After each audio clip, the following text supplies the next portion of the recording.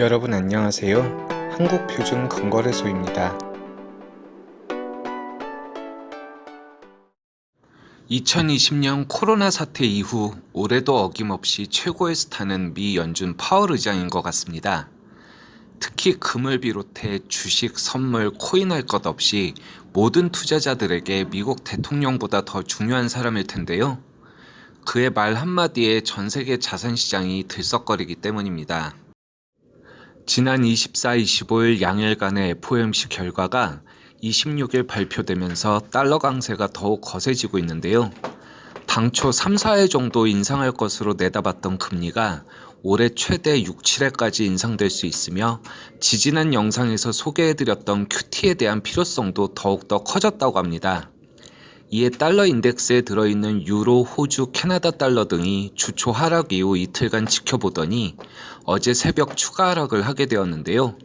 원달러 환율도 지난 7일 이후 재차 1,200원을 돌파했습니다. 당연히 금리 인상 뉴스로 인해 금값도 하락을 면치 못했는데요. 지난 화요일까지 1,850달러를 뚫으며 여러 매체에서 금값의 부활을 알렸지만 금리 인상의 파고를 넘지 못하고 목요일 밤 1,790달러까지 추락하고 말았습니다. 28일 금요일 낮 12시 현재 1,800달러를 탈환하려 안간힘을 쓰고 있는데요. 아직은 조금 더 상황을 지켜보는 게 안전하다고 말씀드린 게 이런 부분이 염려됐기 때문입니다. 지난 영상에서 우려를 말씀드렸다시피 삼각 수렴의 상단에서 이틀 만에 지난 한 달간 상승분을 반납하고 말았는데요. 아직은 한쪽으로 쏠렸다고 말씀드리기 어렵지만 조만간 방향이 결정날 것 같습니다. 현재는 수렴의 중심인 1,800달러 근처가 되었는데요. 이 힘이 위로 솟을지 아래로 밀고 내려갈지 알 수가 없는 상황입니다.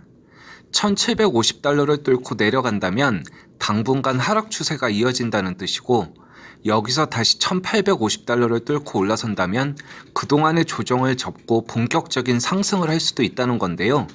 아래로는 앞으로 계속 나올 금리 인상 뉴스가 요인이 될 테고 위로는 러시아 우크라이나 사태와 중국발 원자재 대란 그리고 아직도 맹위를 떨치고 있는 오미크론 정도가 될 것입니다. 물론 계속되는 원유 가격의 상승도 변수가 될 수 있겠는데요. 현재까지 업계의 전문가들은 하락 쪽에 좀 더 무게를 두고 있는 것 같습니다. 단순히 금을 떠나서 올해 내 자산을 어떻게 구성할지에 대한 포트폴리오를 신중히 하셔야 할 텐데요. 노파심에서 또다시 원론적인 얘기를 드리면요. 자산에 있어서 금의 비중이 너무 높다거나 한 번에 금 투자를 집중한다면 스스로 위기를 초래할 수 있다는 것입니다. 여기서 두 가지 리스크가 발생하는데요. 하나는 주식이나 다른 투자 자산에 비해 금값이 변동이 적을 때 상대적인 박탈감이 들 수 있다는 겁니다.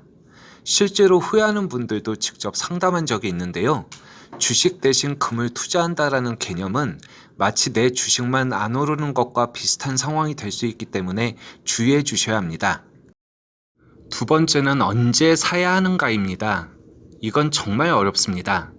전문가라고 해도 모든 데이터를 다 갖고 있는 게 아니며 심지어 투자 심리도 한 몫을 하기 때문입니다. 결국 장기적으로 금은 일정하고 돈의 가치가 인플레이션에 의해 하락한다 정도가 되겠지만 일본처럼 장기 디플레이션 상황이 올 수도 있고 인위적인 달러 가치의 방어도 한 몫을 하기 때문에 위험 해지나 보험의 성격을 띠고 일정 부분을 분할 매수하는 게 가장 현명한 투자라고 생각합니다. 물론 개인적인 성향에 따라 비중의 차이는 있을 수 있지만 소중한 자산에 대한 지나친 모험은 피하시는 게 좋지 않을까요? 자, 모두들 설 연휴 잘 보내시고요. 이번 영상은 이것으로 마치겠습니다.